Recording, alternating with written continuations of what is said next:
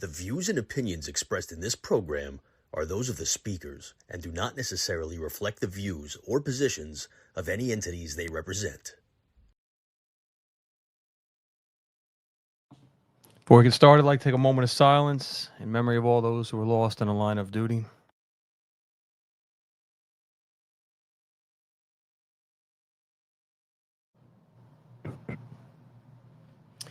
All right, folks, welcome to Campy Crew Choir Practice, coming to you from the Tactical Financial Studios in beautiful downtown Phillipsburg. I am Campy, one of your hosts. We have Mo and Blue in the booth, making it rain, pushing the buttons, getting it done deliciously. We got Tony Cack over here, Danny Stone, and Mr. X on the far side. We're going to have a great show today. We have a lot of fun things to cover, a lot of fun laughs to have, some delicious cigars. We're cross-training. We have a little bullet bourbon, some Coors Light. We had some espresso before, which is why I have energy now, thank goodness, and I may have a 5-hour That's why energy. you have energy? That's why. Do we need more espresso? I'm 10-4 for now, but we can Okay. always ditch, we can get into that. Look at the time. I got to go. We had a great show. Thanks, guys. Thanks for tuning in. Dan, the good news is the wrecker is on its way to pick up your car in the parking lot that we really thought was going to be impounded this morning. Here we go. We had no idea whose car it was. We got there. There's this beautiful Corvette. What year is that? 78. 78 Corvette. I was born in 75, so it's almost as old as me, but it looks brand new, like it just rolled off the assembly lines. And we got here and we said, what yam bag landed their whip here and didn't think to let anyone know? And we said, it's getting towed. It's someone from the farmer's market, some fucking vegan who... Well, that's just it. In fairness, you already know. I mean, the parking lot has been abused at times, especially when there is something going on across the street. People put it there. I've never seen that car before. I didn't know you had any style like that at all. I should have called you yesterday and told you I was going to park it. Oh, yeah. I didn't think you'd be here that Maybe you should have called me and told me you were leaving the garbage is full too. I'm just saying. Being that I'm brand new here and I'm basically the rookie in the group, I still feel like I should. Sorry be you had a show, given Campy. Don't No, mind us. We're gonna work through our domestic violence right now. We'll get back to you later. That's where we're at. I feel like I should be notified if someone's going to land a beautiful classic car like that, because again, I thought that we were going to have P-Berg PD here hooking that thing. But I do appreciate you reaching out to me, because apparently you don't give a fuck. Well, he called the wrecker. Yeah. Jerk off. But that's fine. That's what we do.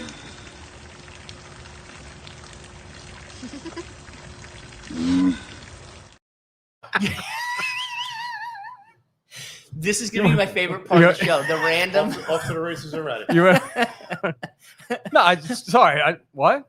No, you're good. Go ahead. I'm sorry. You were saying. No. You're glad to have everybody back. With my ADHD, it's wonderful to see something out of the blue pop up, because then it's like, oh, a shiny thing. That's fun. Oh, Especially when it's two tortoises humping. I mean, that's. And that's appropriate for Campy's Crew Choir Practice. It really is. True. It's the random stuff that just pops in. It's like what happens in my head.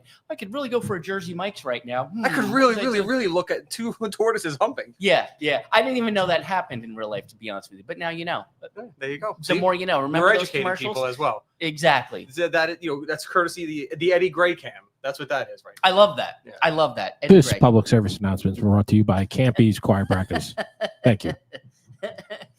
So we got lots of fun things to talk about this week. First of all, Mr. X, welcome. Congratulations. You're only a few weeks away from retirement, which is super exciting. You got some exciting things on the horizon, which is great. Your beautiful bride's very excited about that as well. She's excited for you, and I think she's got a laundry list of things for you to do once you retire. Yes, she does. Is it true that you took a job with Chippendales after you're done? Well, that job was, on the books for a while. So Oh, I okay. said, keep it quiet. Just checking. You do have some fun things working in retirement, though. You're going to be driving a truck. You're going to be doing some exciting stuff, right? Yes, that's the plan for now. That's awesome. That's awesome. Anything to get me out of uniform. There you go. You're done. How long? How long were you on? 25 years. 25. God bless. 25. Dear God. Do you remember your starting salary when you got hired? Yes, 24.3, I believe it was. Oh my God. 24.3. Yes. Yeah. And we were happy. Yeah. That's the crazy thing. I went out and bought a PlayStation. I was so excited. I went out and bought an Still has that PlayStation with the economy, but yeah. I still blow on the Nintendo cartridges to get it to work. But the Yes. That's what you call it? yeah. Well, it's a side hustle. That happens. My God. Do you remember what your first patrol car was? Crown Vic. Did it have a cup holder? Actually, it did not. No. It No. did not. I swear to God. Yours did. we didn't have cup holders unless you went and bought one at Pep Boys back in the day and stuck it into the window door. And what would have been a cup holder was covered by, at the time, the biggest freaking radio you've ever seen in your life. It had 2 tiers. You had to change the channels to call surrounding towns and shit. Before MDTs, of course. Before MDTs, right? Right. Before body cams and all that fun stuff. Do you remember being on the road, driving around, and hearing a specific song that you liked? Now today, when you hear it, it brings you back to that time, that car, what you were doing, what you were patrolling. It does, actually. Yeah. It does. Yeah. It But I'm does. a big hip hop guy, you know. Yeah. 105 Me So One Horny was by my- Two Life Crew. Wow. No, never mind. That plays in my head all the time. So Yeah. Slam by Onyx. Yeah. Yep. Slam. Yeah, there you go. No, that's Yes. what made you want to become a cop. Actually, I want to be a fireman. That was God's Why didn't honest you? truth. Why didn't you? It's New Jersey. No one hires firemen, you know, especially back in 2000, 2001. Sleep apnea. They didn't allow him in the firehouse. Well, listen, I snore. If I could do it over again, I'd become a firefighter. Your Yeah. son's a firefighter, Yeah. and he's happy. Works 8 days a month. He worked Christmas last year for the guys, Yeah, even though he yeah. didn't have to. That's a dying trait right Nobody there. does want to do that. No, Yeah. no, No, he's got a good gig though. Very smart. that's amazing. I just started. I need every holiday off and the Yeah. weekends. I don't want to work these midnights. What's this old car? Yeah. Yeah, that's a little different. Mr. X, do you have any kids? I do not. Okay, you're winning all the way around. If you did, would you want them to get in this profession? Probably not. Dude, everybody says that. Probably It's not. so true. Everyone we've It's so talked true. True. to, and my nephew wants to get into it, and I'm proud of him. I'm scared for him. My good friend's son, actually, in Avon PD, working as a special, just Where? had a great Avon PD, Avon by the Sea, Avon by the Sea. Avon by the Sea. It's Avon. Avon. It's not Avon. Not Avon. Avon Avon's by the the- lady. Avon's the lady that sells makeup door to door, or that used to before Megan's Law. What- Avon is now. You definitely need to be what's drinking meaner? red wine. Yeah. It was just say it's Avon by the Sea. Just fuck up. It's Avon. Well, I you was have- today 8 years you have old to when I have knew it was Avon. you have to have your pinky out when Yeah, you say that. Which streets are meaner, Red Bank or Avon? Oh, Red Bank. Oh, Hands Red- down. oh, hands down. You're from Yeah. straight hood, bro. Yeah. Yeah. Yeah, yeah. Right. Avon, yeah. No, but my buddy's son, Liam, just had a great rescue last week. He's working as a class 1 special nav on the summer, and he rescued a guy in the ocean who was struggling, which is pretty cool. They had a great picture. It went viral, which is really neat. And I'm super Use proud this of him. taser, right? Got out there 25 feet, just reeled him in. Yeah. No, just Clear shock advice. Taser, taser, taser. Yeah, there you go. That was it. And it worked. He got him in. He reeled him right in with the probes, which was perfect. It's And- great how we're just shitting on like a heroic thing that he did. we love you. It's just The guy- it's all good fun. You know The that. guy just did something heroic, like, yeah, what do you do? We stuck him with a taser. And I'm so proud of him because I saw this and I was like, that's exactly who you want to become a cop. That's exactly who you want to do this. At the same time, I fear for him and the future because we dodged a lot of bullets, literally and figuratively, but we survived a career that's changed so much, especially in the last decade, that I was proud to be a cop. I was proud of my dad, my brother, my brother-in-law, my cousins, everyone did it. I don't want anyone in my family to have anything to do with it anymore. And you still got time before you can retire. You see where it's going. It's not the same as it used to be. That's the Right. problem. You know, And we the survived. camaraderie's gone. You know what I mean? Like back in the day, it would be different. you Yeah. know? But like I said, now there's really no camaraderie. Guys, I told you, guys have kids. You don't even know it. Yeah, The partners yes. don't even know that. You know, Yeah. where you been for 4 weeks? Oh, I was off. I had a kid. There's no fraternity, there's no respect for seniority either. Like these kids come in respect entitled, for they have everything. no clue. Literally days ago, I was just arguing with a kid. Stop. Yeah, You were arguing with somebody? a kid about Oh, that's hard to believe. a Hard to rule that he didn't like. Now keep in mind, the kid's got like a year on. No, actually, he's got a little more than a year on, but he had a little year with NYPD before. But I'm arguing with this kid, and he's like, "Well, that's a stupid rule. Why is that?" I'm like, "It's seniority. Like that's it. What do you mean? Why is that? That's the way it fucking works. Like they just don't. You could have 20, 25. They don't give a fuck. They don't. Well, they don't get it. They don't think it gives you any advantage over them. They should have what you have just by rights. I mean, that's the society they were raised in. If you think about it. So in this day and age, we see cops getting targeted in every respect by these warriors with their cell phones recording and taunting and things like that. You would think now, with all that's going on, we would be more supportive of each other. We'd be backing each other more. We'd be looking out for each other more. Professional courtesies have become almost taboo. I hate to use that term, but giving a brother or sister a break, whether it's from the next town over, the next state over, or from Florida, Texas, wherever you're driving from, that was never a question. It was never a thought. It was never a concern. It was, oh, you're on the job? All right, great. Drive safe. Have a great day. Thanks for coming. You know where you're going? You need help getting there? I worry now. I worry. I worry about how my kids will be treated, how my wife will be treated if they have a PBA card, if they're going to be extended a courtesy. And Dan shared a video with us, which we sent in, which is of it's an interesting exchange. It really is. It's between 100-year-old World War II veteran showing up in court to answer for a red light ticket. I don't know the jurisdiction. I don't want to shit on the jurisdiction or anything like that, but to see this, it's Rhode Island. It's Rhode Island, yeah. Is it? The judge just passed away. Yeah, Capapio. Yeah, he just passed away. Caprio. You could Caprio. Say it again. Capapio. But you go back to the courtesy thing and stuff. Whose fault is it? Caprio. Is it the officer's fault, or is it the brass that pulls their body cam and fucking looks at it arbitrarily for no reason and calls them in and busts their balls?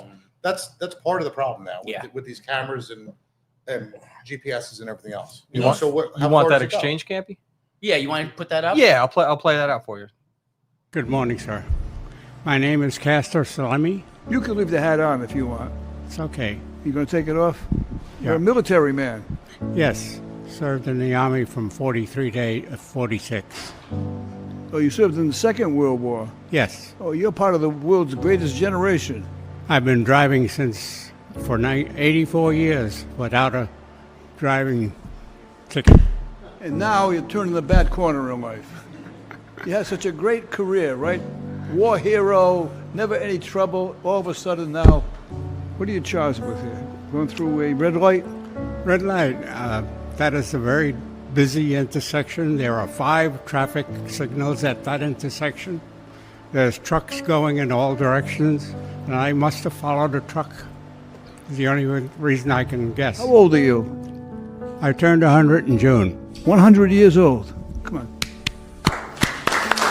Thanks, man.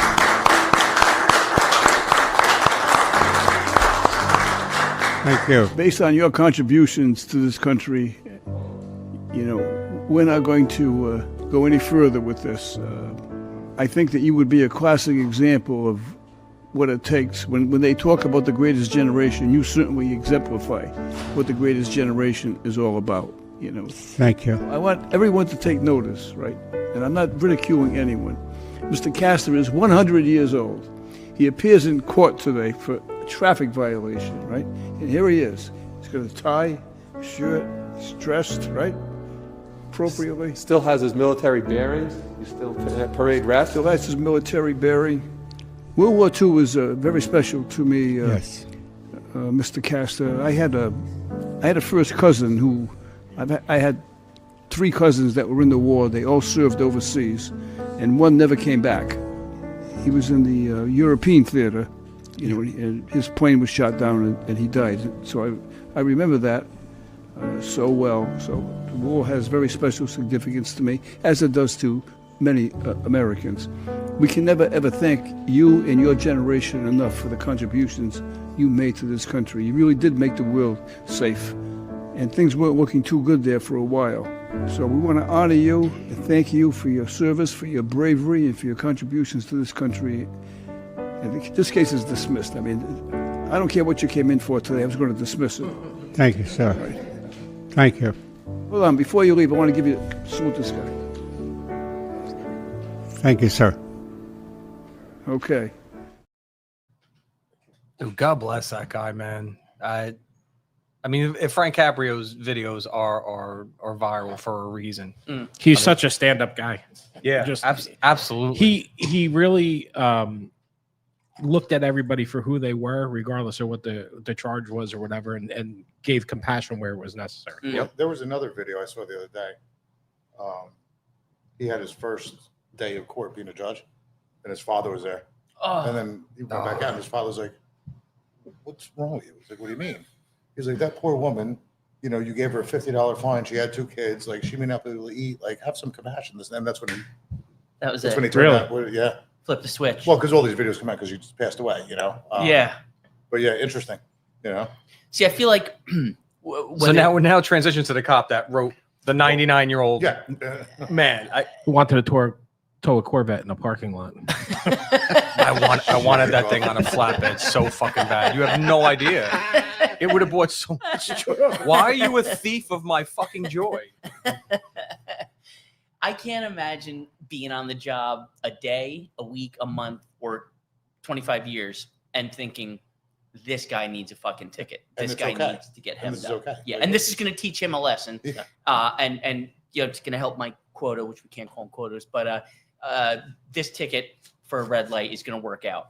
I don't know how you get through to that. I don't know how you change that, like you said, unless you're the brass who calls him in and says, "What the fuck?" Well, that's different. I mean, that's a little different. He's going right to the right. You write him a red light, write him a fucking seatbelt or something like that. If you're going to write him. But I mean, how does Shouldn't that even be an issue. how does Shouldn't be that an issue. interaction even go? Right. Like, how do you? You went through the red light. Here's your license. Here's your ticket. Have a nice Yeah, day. like- Like, that's it. Oh God! Some Like, of these guys are just robotic. That they just want to go out and write fucking tickets and turn. That guy's 100 years Sorry, old, guys. and he conducted himself better than most 25-year-olds, like with 100%. regards to eye contact, tact, and things like that. He probably drives better than most of the bags of dicks in the state of New Jersey who fucked up 100%. 78, 287, and 22 today, which everyone turned their car into a fucking lawn dart and took out fucking telephone poles, and then the rubberneckers who had to sit and watch as they drove by because the troopers had 2 cars stopped on the side of the road with minimal damage. They were hoping to see the twisted metal and the burning and everything, and they completely caused a potpourri of human fuck up and down 287, 78, and 22 to get here, which should normally take an hour and 28 minutes, but today was 2 hours. listen, if you could have seen the Aboriginal man next to me just diving into his Popeyes chicken breakfast, like it was sexual. Like it literally was. It was rated R. What I was seeing going on next to me, I needed parental clearance to watch. He was just so into it, hitting this sandwich, hitting his Wawa coffee. The traffic didn't bother him. It just gave him the advantage. You're welcome. Jesus Christ. That went south. Anyway, X. now it's time for a break. Oh my God. X, how do you want to be I said remembered? Aboriginal. I mean, How do you want to be remembered for your time on the job? Honestly, I want to be remembered, from the officers I trained as an influence, a positive influence on their careers. So I've trained guys, I've mentored guys, and that's one reason I'm choosing to leave. I would like to leave on a positive note because, in all honesty, with the change of climate and everything like that. And don't get me wrong, I work for a good department. My administration is great, the town's great, but the clientele it's tough. Just takes that one time. Do you have any specific cases or calls for service that, one, you'll never forget, but two, I don't want to say haunt you, but you'll dream about, you'll think about, that'll bother you to the end? Yes. There was one morning I was coming into work and I was coming in a little early. I usually travel this one road to come into work. And, you get those little, voices in the back of your head saying, why don't you go this way today? Yeah. So I decided to go, this alternate route. I want to say it's about 6 o'clock in the morning. It's very foggy. It's a curvy road. And I see what looks like taillights up on the median. And as I get closer, I see the car is literally wrapped around a tree.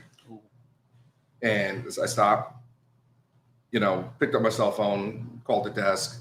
They sent a couple guys up there. I was able to climb into the car. And I don't know how long this car was here, but the young lady was still alive at the time. And at that time in the jurisdiction I worked in, not a lot of traffic was rolling. So who knows how long, she would have been there without me coming across her. Right. So, EMS comes up, fire comes up, cut her out the car, get her up to the hospital. She survived, made 100% recovery. So that was, it's one of those good feelings that you get, from the job. Yeah. I would hope you put in the mandatory 2 hours of overtime, right? I was pretty new on the job. I didn't. That was my mistake. Company man. That's how it starts. Yeah, that's how they get you. Again, here we go. So he's talking about something. Exactly. He's having an emotional story, telling a heroic thing, and Dad's like, "Just put in the overtime. Don't forget the heroism that you had. Did Well, you if put it- the overtime in?" Let's be honest. If it was today, I put the overtime in. Let's be honest. Yeah. I was on duty. But see, that's something you'll never forget. Correct. You know what I mean? Yeah. And whether you're driving that road, anytime it'll pop into your head. Yes. And again, that was a positive. That was turning a negative into a positive, which was just one of the few instances in your career where you didn't have to do a fucking thing. You could have driven past and be like, Right. yeah, you might want to send a couple cars, but you Right. stopped. Right. You went out of your way. And that's why we do this. That's why we get this job. That's why we want this job. It's a calling. I pray that doesn't change. I It don't- said you have to think about that. I know. You know, you got to think about some of these guys that they would just drive right in. You know, Well, and that a lot wouldn't phase a lot of people. But if you hadn't stopped, that girl wouldn't have survived. Right. Because like you said, it's a low traffic area. She could have bled out. She could have totally bled out, and that could have been an entirely different story. Yes. Did you ever have any contact with her after I that? did. So she did deliver a package, for me. Unfortunately, I wasn't at work at the time.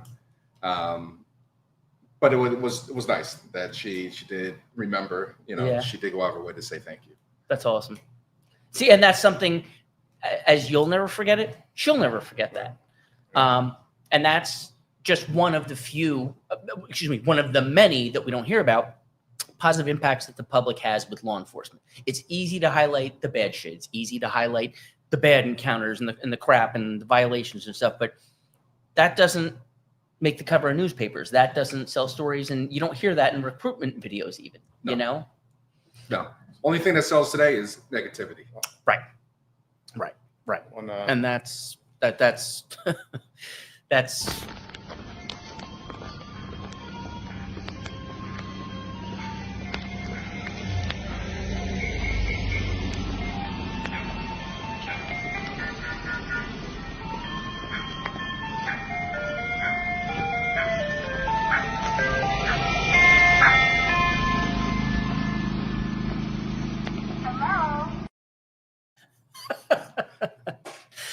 because I have stage 5 ADHD, that just That was makes for you? my day. It just the random like that's got me written all over it. Yeah. And do you know when I hear the ice cream Was truck, it me, or were you guys waiting for that guy to get waffled by the ice cream 100%. truck? 100%. That's an ice cream truck. I thought the stop Honestly, I sign- got excited. I was looking out the window. I already had my order figured out. Oh my If you god. want to talk about climate, different climate, this was a Facebook post this morning. You can read it. You can read it on air. It's fine. But it shows you. Oh my god. Okay. Wait, Campy can read? So I at a third grade level, but I can enunciate a few things. Go. This morning at approximately 7:20 a.m., the Chatham Borough Police Department received notification of an active motor vehicle pursuit that originated in the borough of Madison and concluded within the borough of Chatham. Upon further inquiry, it was determined that federal agents from U.S. Immigration and Customs Enforcement (ICE) were involved in both the pursuit and the related investigation. The Chatham Borough Police Department did not participate in the pursuit, nor were we involved in the investigation being conducted by ICE. All inquiries related to the pursuit or investigation should be directed to the appropriate federal authorities. And So- for those someone- authorities, if anybody's interested, the ICE 24/7 tip line 866-DHS2 ICE 866-DHS2 ICE. That's 866-347-2423. If you see something, say something. And if you want to start, you can look 2 floors above this studio and you can probably find a lot. But there's so many takeouts out of this.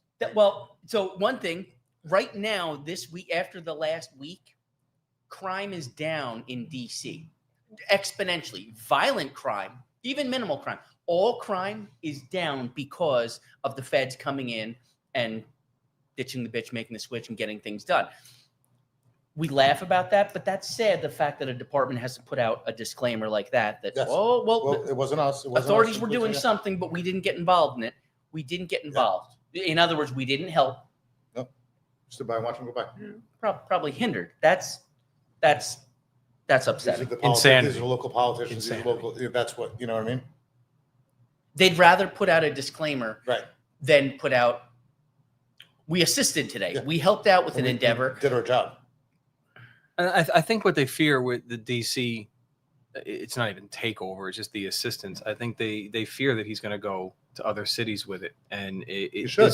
he absolutely should. And Shithole. it's inevitable that it's going to happen. I mean, the people want this, and they've been saying it on all the news channels. The ones that don't are, or say they don't, are either paid or they're not impacted by the crime. They live in areas that aren't. So, it's like not in my backyard. So it's easy for them to say, oh, we don't need you in DC. Well, live in some of these areas that actually do need it. Those people are happy. They can actually walk down the street and not have to worry about getting assaulted randomly for some TikTok trend or something like that. Right. Right. Powerball tonight is $700 million. $700. Yep, Powerball, $700 million. I got my tickets. I always stop on the way into town to buy one at one of the more shady gas stations, but because of the. What do you mean? Hmm? What do you mean? Oh, Shady gas well, station? so I have a theory. It kind of superstitious. I find that the stronger the language barrier of the person selling the tickets, the better the odds of me winning. So How's that been working out for you? Oh, I haven't won. 30 years I've been playing, but it's going to happen. I'm telling you. You got to be in it to win it. Tonight could be the night. $2 in a dream. $700 million. Think about that. We win Powerball tonight. What's the first thing you do, Tony Cack? That's a good question. Oh, yes, definitely crickets. We can come back. We can come back. Yeah, I mean, just probably gonna wake up from your nap and then let us know. Sitting here enjoying a nice Diamond Crown cigars. And all right, stop. Just so yeah, I know it's not my show. But probably retire, settle things financially, retire, and buy a couple nice houses. Without doubt, take care of my set kids. Up your kids. Set up my kids. Absolutely. That'd probably be it. Probably save some. Take care of the families. Flower fund, BBO flower fund. Flower fund will be taken care of for the next 20 years, I'm sure. So, absolutely. Dan, I'm gonna buy a flatbed. Go right over to Mo's house and put this fucking car out of his driveway. That's the first thing I'm doing. I'm towing that Corvette. I'm towing. You don't even know right now. I just texted the PD. Wait, are the PD still friends with us? They might just come and tow all our cars. Never mind. I didn't text the PD. Mr. Eck, what are you doing when you win? If I win, I'm going to call out the next 3 weeks. Not even show up at work. Yes. 100%. Yes. 100%. Yep. Oh my God. I mean, you have to bring up your family. You have to bring up your circle, right? Because like if you, whatever the amount of money is, if you take yourself out of the average person's price range, you have to bring up all the people around you because they can't enjoy that shit with you. It's like, hey, let's all go on a cruise to fucking Dubai or whatever. Yep. Like, no, I don't have that money, bro. So you got to bring everybody that's important to you up to that level so they can all enjoy the same shit that you're enjoying. Family and your small friend circle. So giving that money. Flatbeds? Yes. Buy three. Yes. Giving that money away would be so much fun. Oh my God, the air turned off and I'm already sweating. Stop with the fucking eco, Dan. I have nothing to do with that. Oh my God, I'm sweating in here. It's like, well, you leave the fucking sweatshop. I feel like I should be making Air Jordans. We lost mics. We got him back. No mics. What are you talking about? No mics. Oh, okay. There we go. Oh, we're good. Bro, go back to bed. Dude, are you on? No. Are you on the same show? No. I think the air kicked off. No. That was the mics are cutting out. No. Testing 1 2. Tony, the mics haven't cut out at all, bro. What? Go ahead. They haven't cut out at all, bro. Like, dude, are you having a stroke? Like, somebody do is it safe? What's the stroke? The acronym to test all the shit. Like, somebody do something heroic and save this guy. Are you having a stroke, bro? We got this. All right, we got this. You know what? He needs to cross train. That's what it is. I'm not drinking beer. That's no. That's I'm chaser with a 0. That's the problem. Did you mess with this thing? No. I didn't mess with that thing. Oh no. There, dude. Just stop with the. Dan's getting redder.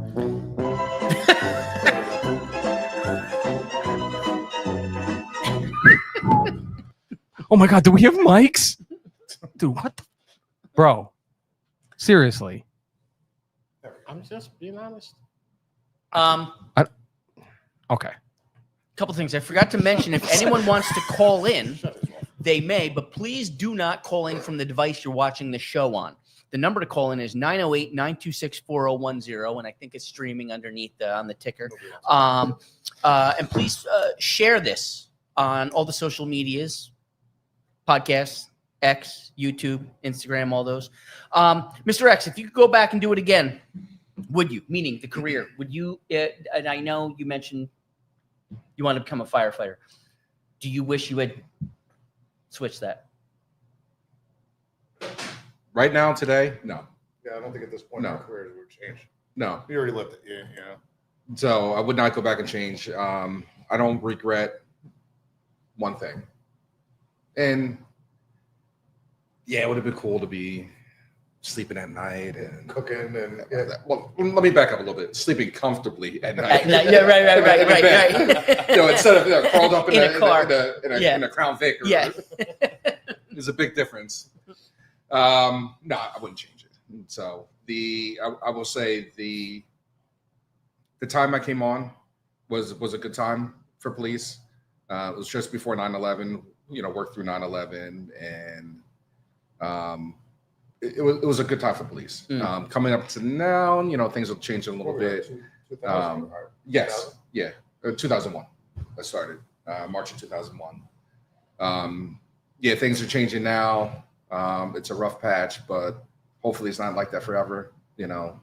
Do you think it gets better? Do you think so? Like for 9/11, what was interesting was after 9/11, we could do no wrong. Right. Everyone loved us, and they were happy to see us, and they celebrated us. They buy us coffee and things like that. And today, you still encounter people from the public who will buy you a cup of coffee, pay for it, and things like that. What does it take for us to get to the point where we're trusted again, we're respected again, we're honored again? I don't know, but I think that's a twofold because it's not only the public, but it's our own guys. You're right. I was just about to bring that up. It's our You own know, guys. we're our own worst enemies at times. Yes. I mean, the old school cops is a dying breed. You know what I mean? Like our generation of cops, like the new generation now. I don't know. So we have to start. It starts with us. It ends with us.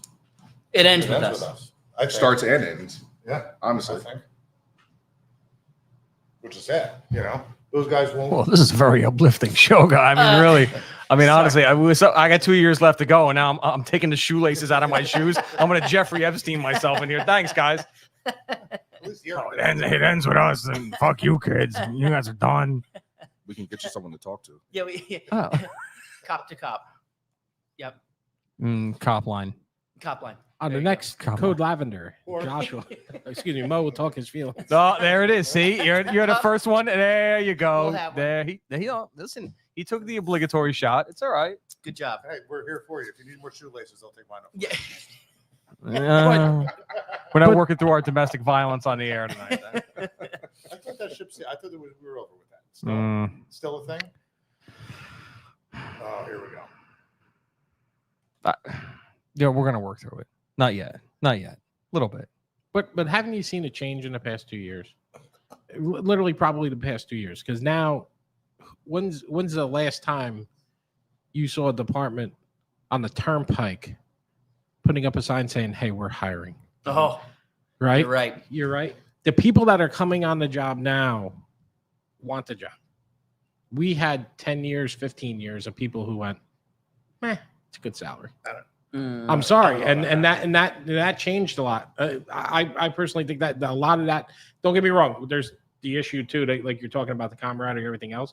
But I think a lot of that had to do with people taking a job who didn't really want the job and took it for money. Yeah, but where are we at now? I mean, you got what Hudson County and Essex County. They're hiring correctional guys. If you have a criminal history, don't worry about it. Come apply. Yeah. What are we doing? Oh, I agree. You know what I mean? Like, do they really want the job, or they just want a job? We took the job because it was a good job, and we wanted to do the job. It's a second family too. You know what I mean? Like there's two ends of the spectrum. There, yeah. Well, I've always said it. My generation killed it. Like what Tony was saying. Your generation took it because it was a fraternity. The money and the benefits sucked. The fraternity was everything. And then at some point, the pay and the benefits took off, and you had a generation of guys. And it was a two-pronged thing. Like, so the pay and the benefits took off for law enforcement, where, private sector jobs were becoming more fragile. People were getting laid off. So these guys that were coming out of college were like, well, listen, I went to college for this, but I'm young, I'm in shape, I got no criminal history. I can go to this profession and have a guaranteed pension, and decent pay, and be able to retire in 25 years. I'm going there. And they had no interest in law enforcement. They didn't understand a fraternity. They had no interest in being a cop. They took it just for the pay and benefits. And now the problem is that generation is now supervisory. That generation is making policy. That generation, and that's the generation that doesn't understand fraternity. They don't understand being a cop. They never were cops. They never thought like that, and they're making policy because it's horrible. It's horrible what they're doing to this profession. Fucking gone too. Yeah. Well, that's a hot commodity. That's where policy has become a problem, because it's taken your discretion and your ability to think out of the equation. It's all gray. Correct. It's there or it's not, and there's no wiggle room, which is part of the problem with professional courtesies. I feel like so many of these young guys are being told, you're on camera, you can't give a courtesy on camera. You can't give a break. I remember getting stopped by a trooper once and thinking, shit. He came up to the car and showed my ID, whole 9 yards, said, I'm really sorry. I know you're on camera. He goes, we don't write tickets, cops. No problem. No worries. Have a safe day. Be on your way. And I same thing. I never say anything. Like, I always hand my license and my ID together. Correct. Without saying a word. Right. So this way they look at it. And same thing. Experience with a trooper. He took both and was walking back to his car, turned back around, walked back up to me. He's like, why didn't you just say something from the beginning? Like, they're not. You can absolutely still give courtesy. You can on a camera. You can even to just civilians. You can absolutely. And even if you have a DB supervisor who is going to be a problem and micromanaging and watching your videos, you can explain it. You can articulate it if you think about it. And what would be really nice is if they had a class, and I guess it would be taboo to have that kind of a class in the academy, but if they could informally pull guys aside, or just pull the whole class aside and say, don't be a jerk off. And you know what? We did that. When we taught in the academy, we'd give a little, guys, just a heads up. I don't know why you're all in this. I hope you're all in for the right reasons. We do not write cops tickets. Unless they put you in a bad spot, they fuck with you, they give you shit, and they wrote their own ticket. We don't fuck with other cops. But that's the training officer's job. Correct. He's the one, and I've been a training officer, and I tell my guys all the time, treat, come across a cop, treat that cop like you want to be treated if you get stopped. 100%, 100, and that right there, that should be across the board in every walk of life. Whether you sell cars, whether you're a doctor, whether you're a teacher, electrician, a plumber, treat others the way you want to be treated. Every car you stop is someone's brother, mother, sister, dad, and you remember that. If you think of it that way, and if as a training officer you explain that to the young guys and girls, they're going to carry that. They're going to remember that. That's going to resonate, because at some point in time, your brother's getting pulled over, your son's getting pulled over, your mom's getting pulled over. And when they do, you want them to be treated the way you would want to treat others. Now, if they determine they're going to be a bag of dicks, bring the fury. Nothing to do with that. Yeah. Let's play the game. Yeah, I'm down with the clown. But what you said is perfect, because that's the golden rule. You know what I mean? I think we all learned that in kindergarten. You tell these kids, like, the first thing when they get out of the academy, what do they want? They want PBA cards. PBA cards gives to their family and all that. And you have to tell them, like, listen, when you are presented with a PBA card, you treat that person and that family member the same way you would want whoever you're giving these cards to. Treat that person the same way that you would want whoever you gave your cards to. Otherwise, like, listen, if people that routinely write over PBA cards, they shouldn't get PBA cards. Correct. Like, if you don't respect them, I'm not going to give them to you. Fuck you. Now your family doesn't get any. It's insane, dude. This generation's fucked. Our fault. Was always entertained. Such an uplifting show, Campy. Sorry, Jesus I'm sorry, Christ, bro. You know what? All right. Listen, let's bring some joy to this fucking show.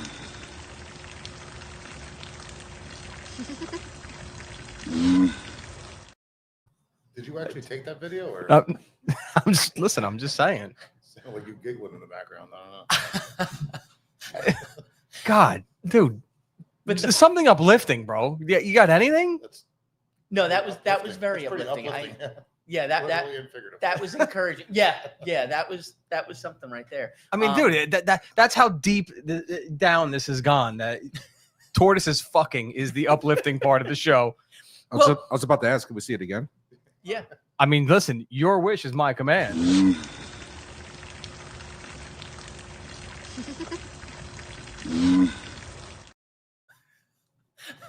Now can you play it slower?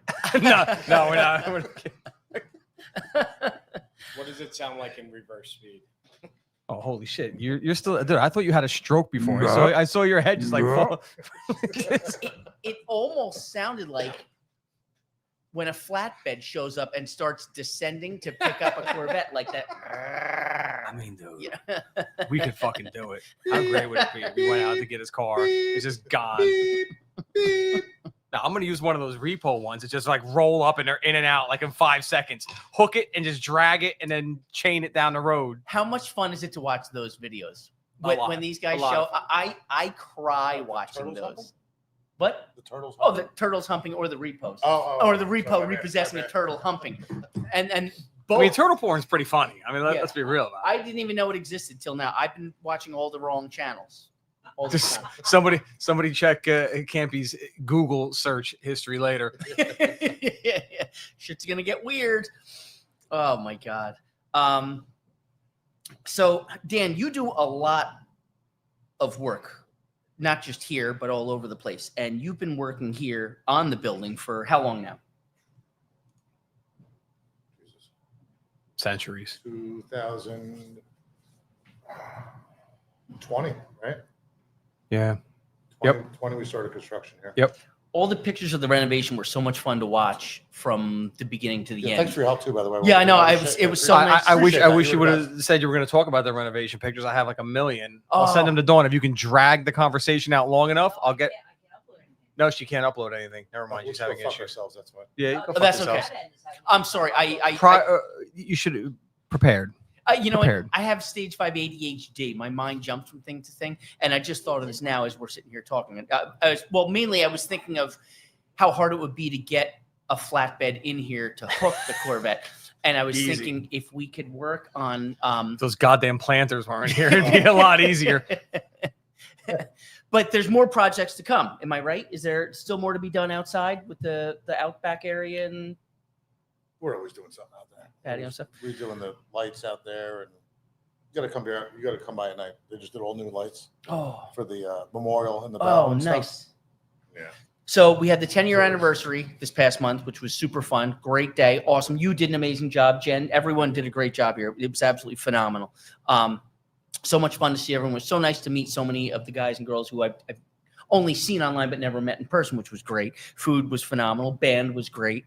The comedy show was pretty decent. Comedy, we did okay. We did Even all right. for tomatoes or not. Yeah, no, I didn't get hit with fruit, which is always a good thing. But we had a good time, which is very nice. Every time I come here for an event, whether it's to do the podcast or to come for something, I feel like there's something new, something different I recognize that I didn't notice from before. And it's a constantly evolving process. So if anyone wants to donate to help out here, brothersbeforeothers.org, correct? BBO.org, Correct. www.bbo.org. Brothersbeforeothers.org. Brothersbeforeothers.org, I'm sorry. Correct. Um, Don't apologize to me. No, but Apologize to the kids. that's it. That's it. Big help goes a long way. And if any of you are on the job listening, or were on the job, retired off the job, come check this place out. It's amazing. It's absolutely phenomenal. It's amazing from beginning to end what happens here. And again, we have the ICE 24/7 tip line, which is always when kids just have I mean, Because you didn't see it before. I mean, yeah, listen. For those that want, if you see something, say something. Yes. 866-DHS2-ICE. 866-347-2423. If you see something, say something. Start at 30 North Main, 4th floor. There may be some up there, hypothetically. Ice, baby. Oh, Mr. X, your beautiful fiance is on the job still. She's a rock star, living the correct. dream. That is correct. How excited are you to wake up the morning you're retired and say, best of luck, be safe, have a great day, but I'm out today. Going back to I'm bed. good. Yeah, going back to bed. Believe it or not, she's actually looking. I think she's looking more forward to be retiring than I am looking forward really? to retire. I don't know how that works, but she's definitely looking forward to it. She's a short timer. She is. Yeah, she's got a little bit of time left. She's also looking forward to get through it. How So much she got left? next year. Oh, okay. Yeah. Not too bad. Yeah, if we're lucky. Well, again, remember Powerball tonight. I think I mentioned before, $700 million. Shit could get weird tomorrow. Yes. So that could come up a lot quicker. $1 in a Yeah. dream. $2 in a dream. now. $2. Oh, it's $2 in a dream. Powerball, all Inflation. the What's Cash 5, Pick 6, and Powerball are all 2. Thanks a lot, Bin Mega Laden. is 5. Yeah, I won't just even went play up there. Mega. Sorry. Yeah, Mega's too much. $5 a ticket. That's bananas. I can't do that. That's it. Whatever. $2 I can do. Plus I have to stop at every gas station along the way, so that adds up pretty quick to buy a couple more tickets, which is kind of fun. But it's gonna be fun. It's gonna be great when I win. You're gonna have a great time. She's gonna. Mike's have a got great I appreciate $100 in singles at 50 gas. Oh yeah, yeah. My One wallet. ticket. I got a George that's not for the Costanza lottery, though. wallet. But yeah, Tony, your mic's not working. Stop it, Tony. Weird. We lost the mics. Tony, stop it. What the fuck is going on? Oh my God. So summer's almost over. I hate saying that. Labor Day is what? Next weekend, right? Next weekend, Labor Day Wait, weekend. go back to those messages. Is that Turk? Yeah. What's his fucking Turk sent problem? him messages. Turk, Robert Turk, the man, the myth, the legend. Oh, We it's should have had you Angry here Dan. today too. Oh, love Turk. Turk, we're getting you back here. No shithead cops. I love it. Turk, how do you feel about foxes, Turk, by any chance?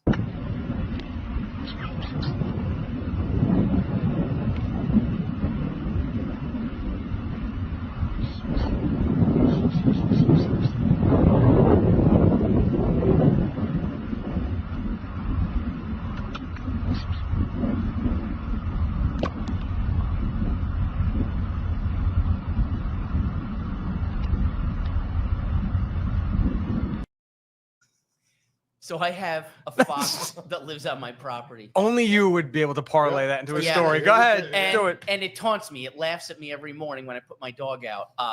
And it looks at you almost as though it's giving you the finger. If it was possible for a fox to give you the finger, it smiles at you as it walks by. Like, I know you might have a Ruger Mark 422 with a suppressor And on I your don't hip, care. and I don't give a fuck because I'm just doing what I want. I might have even just shit in your begonias, but for now, thanks for coming. It's my property too. You're welcome.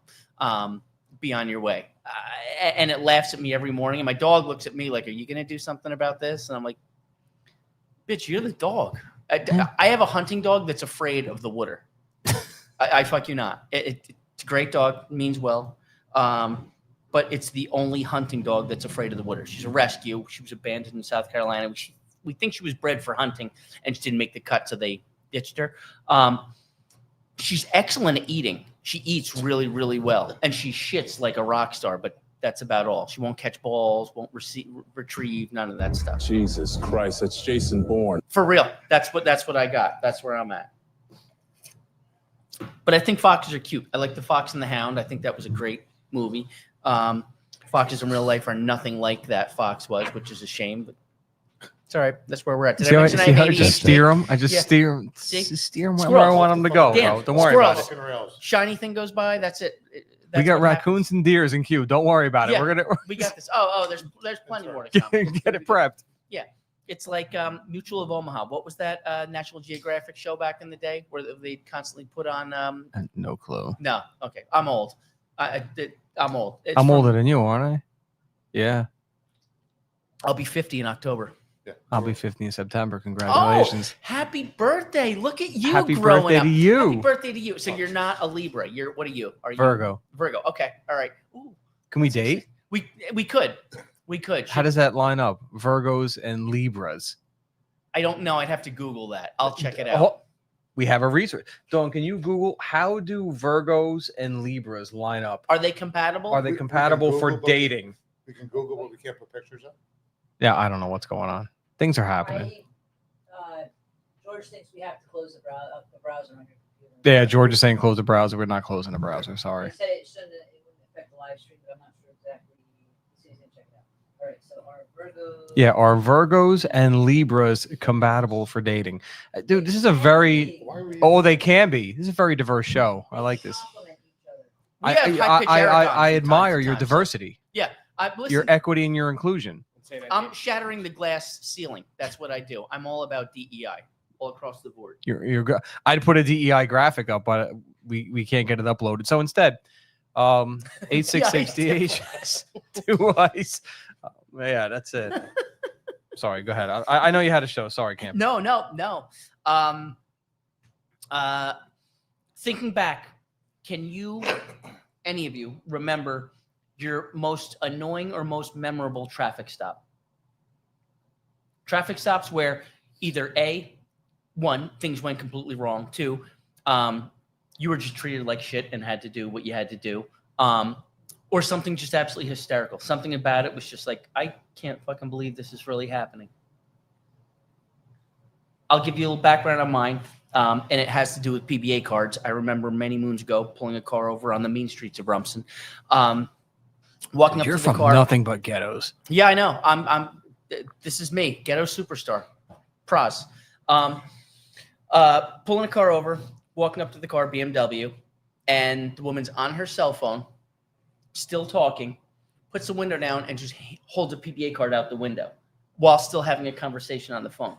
And I'm looking and I just started laughing and I was like, you gotta be fucking kidding me. And she's like, I'll be with you in a moment. You can take this. Wow. I fuck you not. Bing. I fuck you not. And then she's like, are you gonna take it? And I was like, no, you're all set. You can hang up the phone.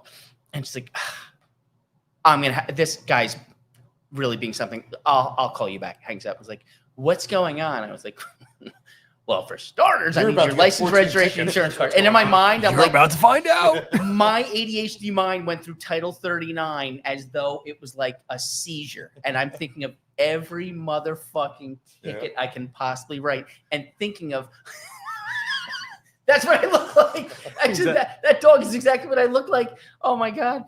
And I was wondering if I had enough ink in my fucking pen to do the damage I was planning on doing.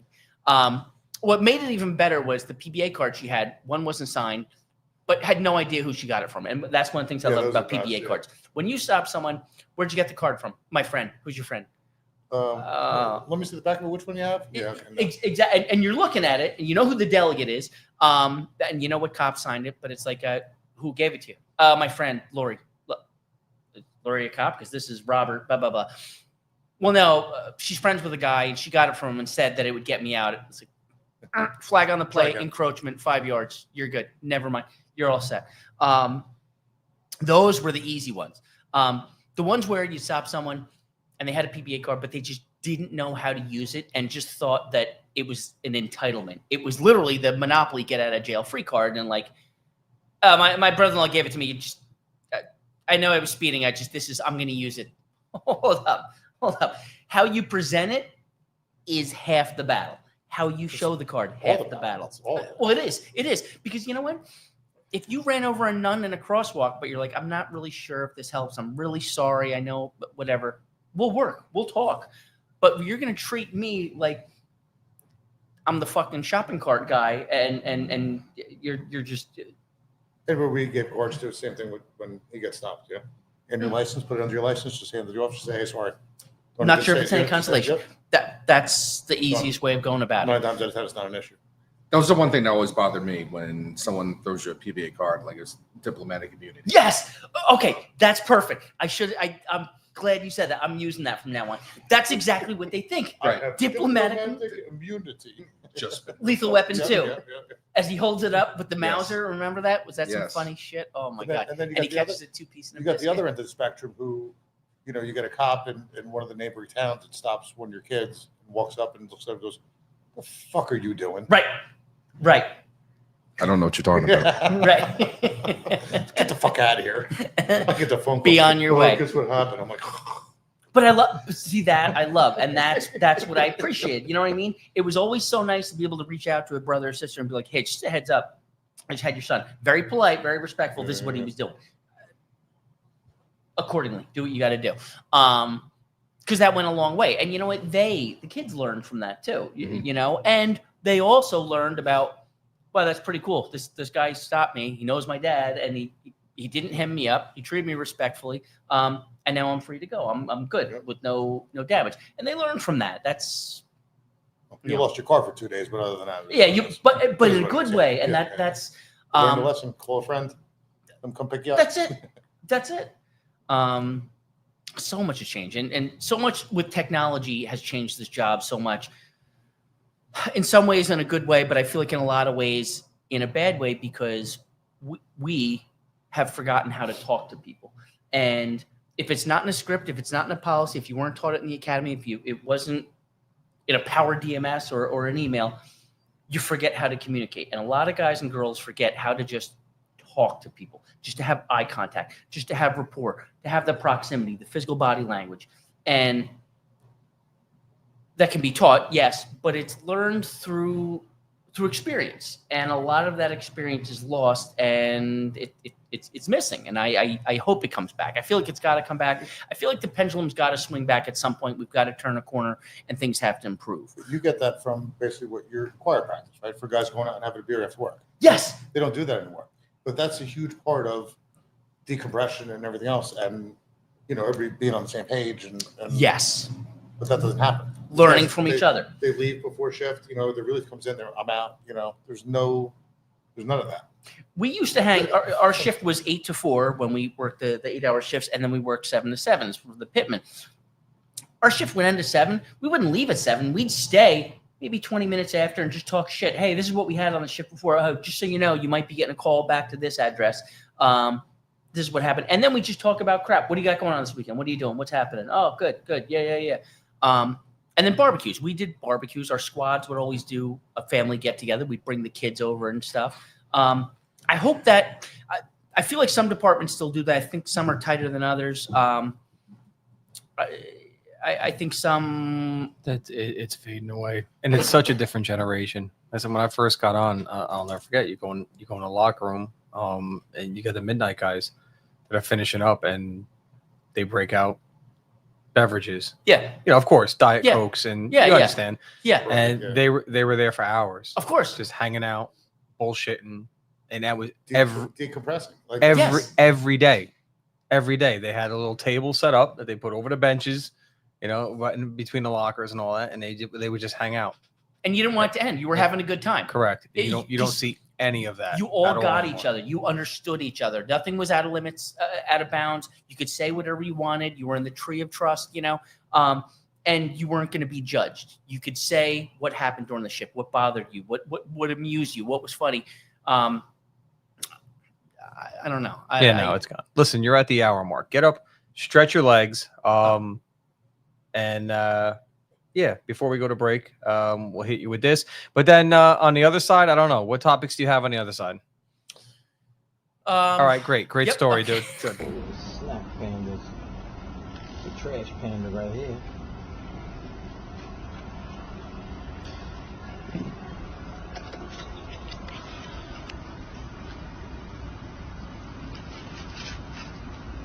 Who's that? What you got there, you trash panda?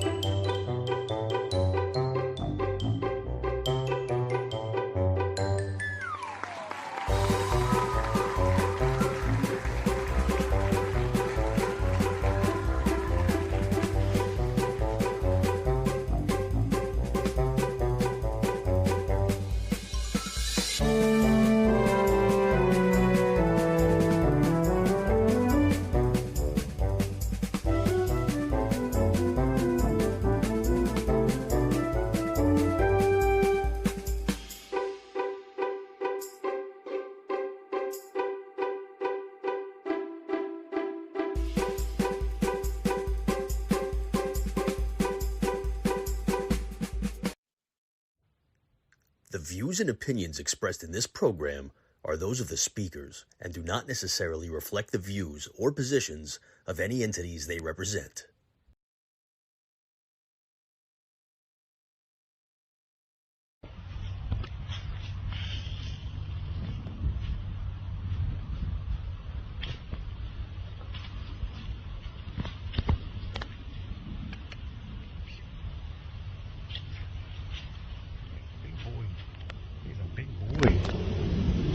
Ooh, he's king of the jungle here.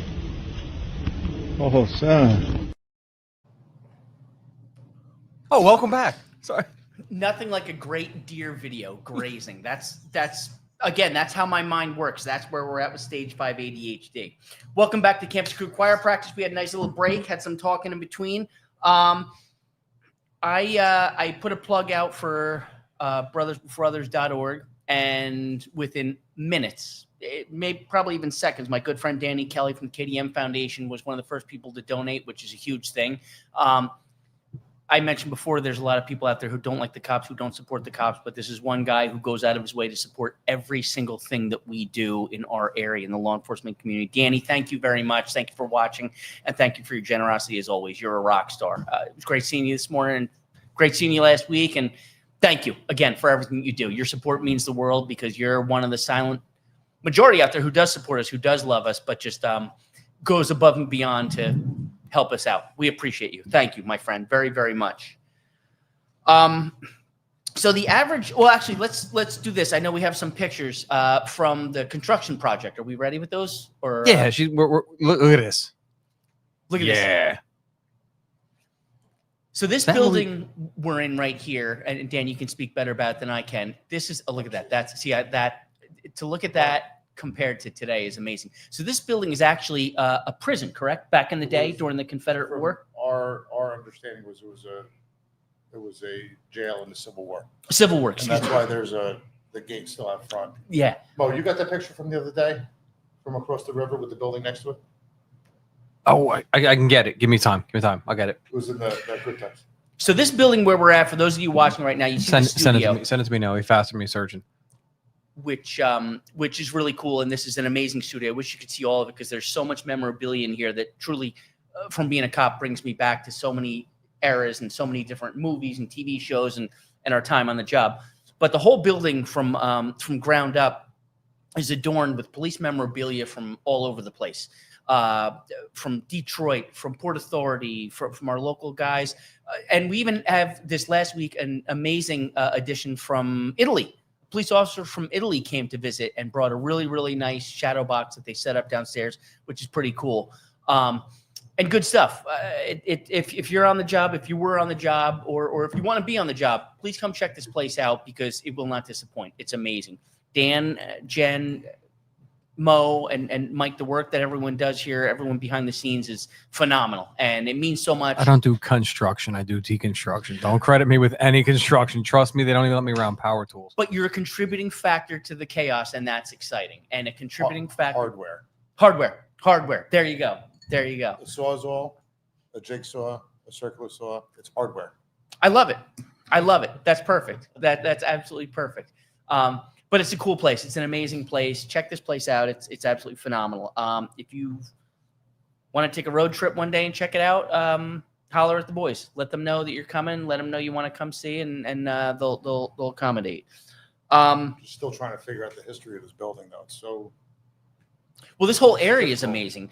Driving through here is so cool, because it's updated, but at the same time you can see like these exposed wood beams, like the stories they could tell, how old they are. 3 foot thick stone walls. Yeah, that's amazing. Amazing. The building's not moving. Very cool. Very impressive. Very, very impressive. Dan, outside by the deck out there, is that a old like furnace or something? So, that I still don't know what that is, but I just sent Mo the picture. Maybe you can put it up when he gets it. Yeah, Dawn's getting it uploaded now. Back in the 80s, there was a building next door to this. And then you have the other picture of the machine when we dug out for the patio and stuff. There's a whole foundation there. It was a big building. I don't know what happened. I don't know if it burned down or just fell down or what. I don't even know how it could fall down, because they were all the old stone. Yeah. But I don't know what was over there, that round thing in the parking lot. Mm. I don't know. So our building's a tall one. So to the left of that is pretty much where the patio and the parking lot is. Yeah. Oh, okay. And that was from the 80s, I would say. That picture. Is that where the Corvette is parked right now? I can Yeah, where the building tow was. that shit right out. For now. For now. That picture Where it was parked. from 55. Wow. The picture's from 55 from the flood. I think that building came down around 1980. You said the flood, the Delaware River? Yeah. Like, actually.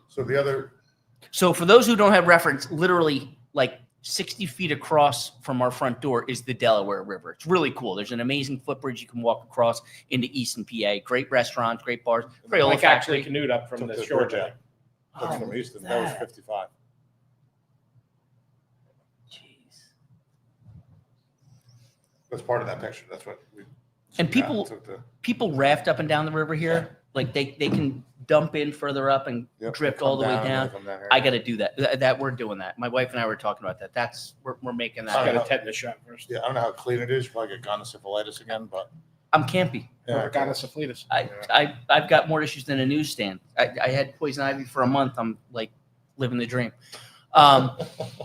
So the average human experiences 1 to 2 traumatic experiences in their lifetime. By traumatic, I mean something from a car accident to a strong arm robbery, a burglary, podcast with you, a podcast with me. The average police officer in a 25-year career, or first responder, excuse me, experiences about 800. 800. Think about that. Think about the most traumatic shit that you saw in your time on the job.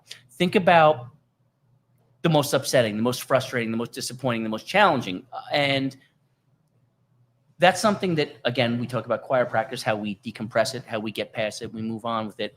But you're about to be done with your career. You're done with 25 years. Yes. You have years of trauma behind you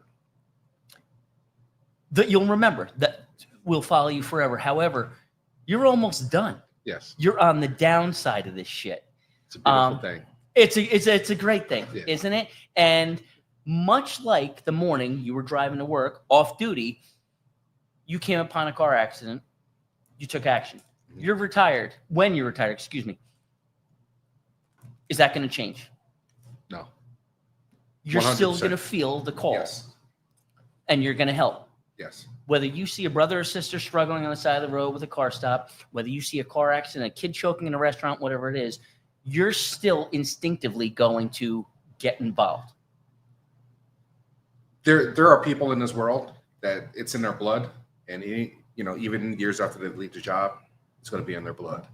And 100%, I could say, I'm not tooting my horn. Don't get me wrong, but yeah, without a hesitation. we spent half our life doing this. Yes, yeah, I will never give it up. Half our formidable life. We all started in our 20s. You know what I mean? You're not even fucking grown up in your 20s. No. Here we are in the 50s. Well, you guys. Why do you got to say it like that? I mean, damn. You'll be there at some point. You only got days, Mo. Days. Wheel in Then the it starts sky going keeps on backwards. turning.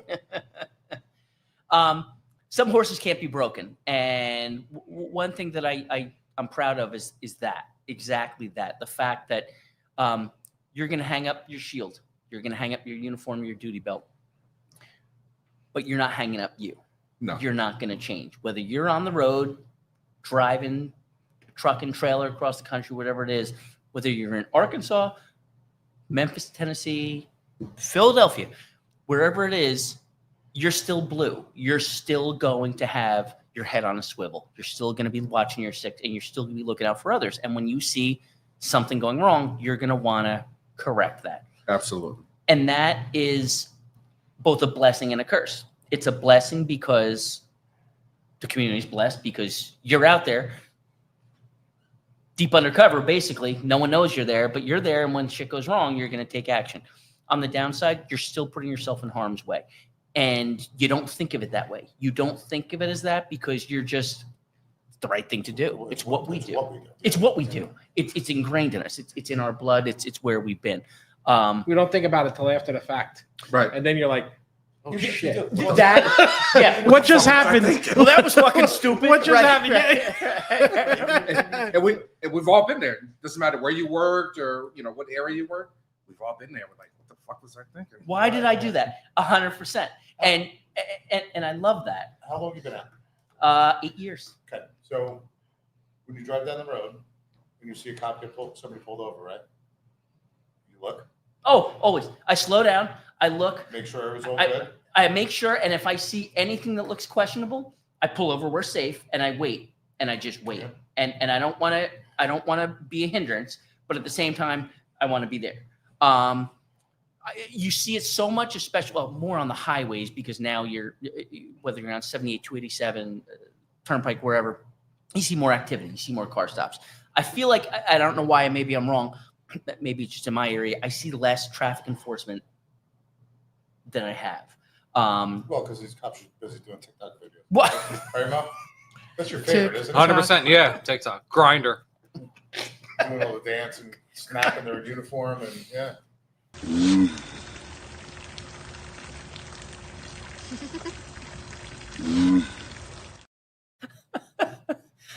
I see it, and again, it's never going to change. I don't care how old you get. I don't care where you're at. You're still going to be looking. You're still going to have the eyes. You're still going to be squared away. You're still going to sit in a restaurant with your back to the wall, looking at the door. You're still going to walk into a supermarket and scan and look for the biggest, baddest motherfucker there and think of how I'm taking this person out with a side kick to the knee with 9 pounds of pressure to blow out their leg if I have to or whatever. Look at the 100-year-old army vet. Yeah. That guy. Standing at parade rest. That guy. You know what I mean? For what, 40 years after he left the army? You know what I mean? Dressed like he was going to a wedding, prepared for court. Doesn't leave you. No. You know what's funny, Mike, is you're talking about the way we do things, right?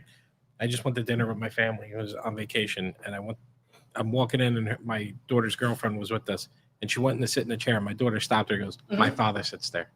Yes. Right? And she goes, what was it? No, my father always sits there. He wants to see what's coming out from behind. Right. And she's like, what? And then she started explaining to her, no. He's always that. Like, she knew. Yeah. She knew he's going to that seat. Like, she already knows what seat I'm going to when I walk into it. It's crazy. Oh, yeah. You know, it's. And your family knows it. They grew up with it. If you think about it, a cop's family knows things the average person doesn't, like that. Yeah. Exactly like that.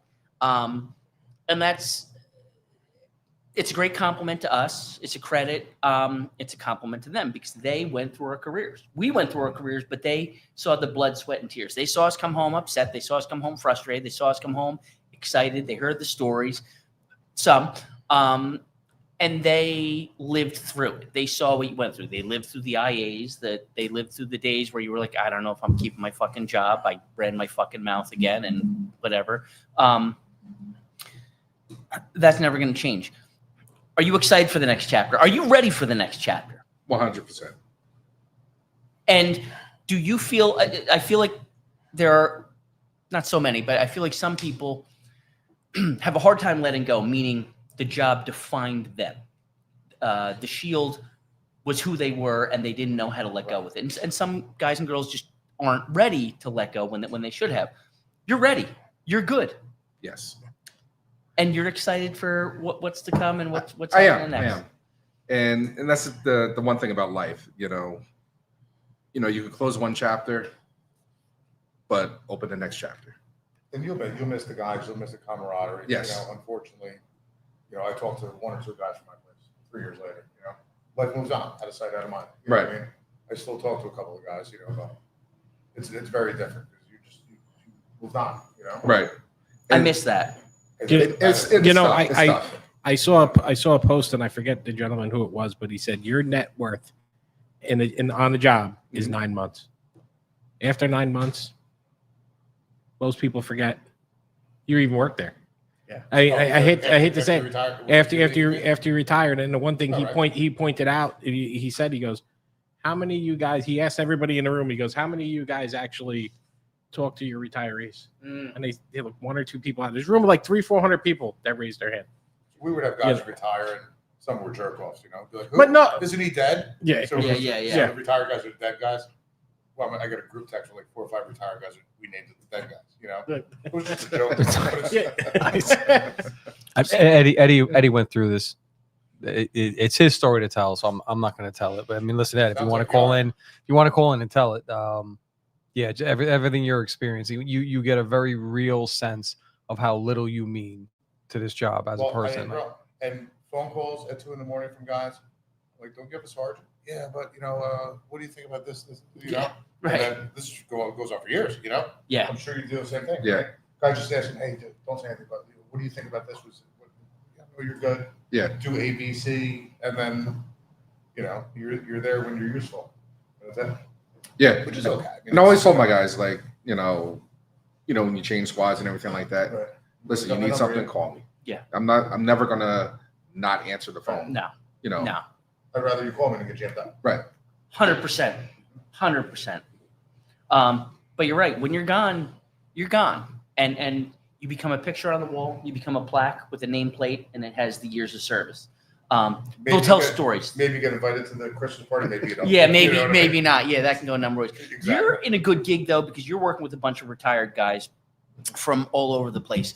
So you still get the stories. You still get and without and the ball busting and the making fun and everything yes, else. yes, and that was a great gig. I loved doing that and working there and having that fun. That was an awesome time. So it's always going to be around, and that's what this is amazing about. This place, this brotherhood keeps us. It's old school. Whether you're on the job, retired off the job, whatever it is, we're all still in the circle. We're all still in the tree of trust. We're all still a group. Jess, when she's done, you know what I mean? Like, that's cool. And then I like this. I appreciate this. I've only been here a little while, but I'm loving it because of that. Because although I'm not on the job, I still have the connection to the job, which is fun. And the interactions, like this is what we miss. What are you going to miss most about the job? What do you think you're going to miss most? And it's early, but yeah, the migraines, the stomach aches, anxiety, the anxiety, the high blood pressure, hypertension. Yeah, but in all honesty, the day-to-day connections with the guys would be what I would miss best. And I'm prior military. It was the same thing when I left the military. I didn't miss the bullshit. I didn't miss the headaches, but I missed the guys. So that's going to be the toughest thing. I mean, dial it back. San Francisco Police Academy, right? Yeah. Police Academy sucked, but the friends you made in there. Yes. A bunch of you kept for 25 years. You know what I mean? But the camaraderie was there. And you can think back to an incident in the academy, whether you were getting dressed down by a DI, whatever it is, and that's 25 years ago, however many years ago. You remember it like it was yesterday. When you go back to your old police academy for training classes and things like that, I still to this day, and I taught at the academy for 12 years, I want to say, when I would walk into the academy, I'd still square the halls. I'd still hug the walls and square the corners, and it was ingrained in you. That was 6 months that you couldn't break. You couldn't get rid of. I still laugh about it, and I'll talk to guys every now and again. You remember that time in the academy? And it's like it was like it was yesterday, which is so fun. The one time at band camp. That one time at band camp, exactly, with the flute. Yeah, I don't know that happens a lot. It does. Mo, we haven't had an animal video in a bit. Are we? Man, if really that's what you want to do? Okay. Say less. Do you have any?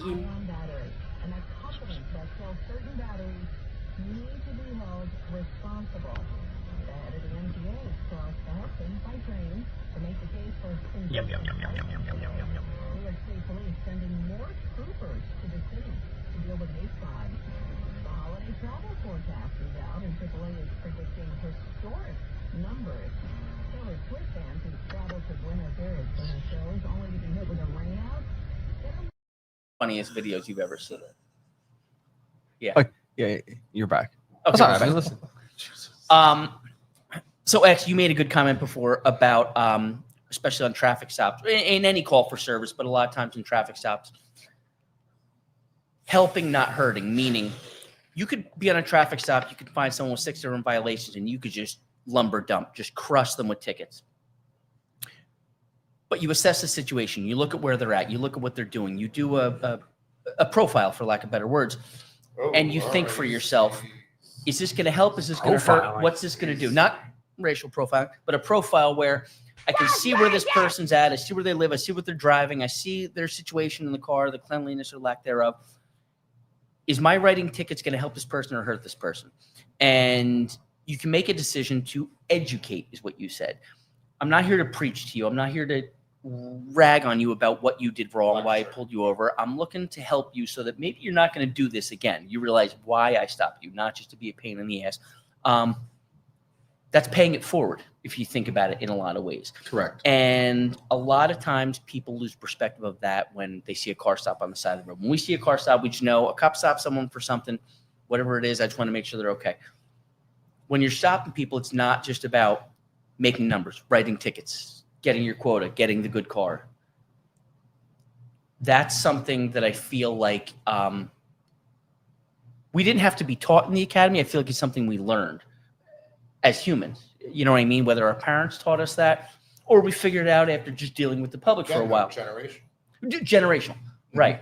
What is it now? Well, that scares me. And that concerns me because everything's become so computerized and so programmed and check the boxes. It meets the criteria. Okay, these tickets need to get written. An e-ticket, the electronic ticket thing. So cops don't even have to write tickets anymore. They print tickets, which makes it so freaking easy. Instead of having a 3.5 by 9 inch carbon copy piece of 3 layers of paper and cardboard, it's so easy to just to interrupt you on that. Hit it.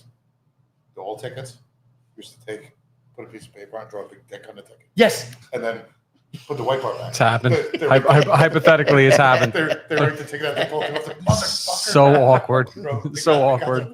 Our judge was like, please tell the guys to stop, because we had to, void the ticket. Please tell the guys to stop doing that. Can we not have a cock and balls on the tickets? Yeah. What kind of place did you work at?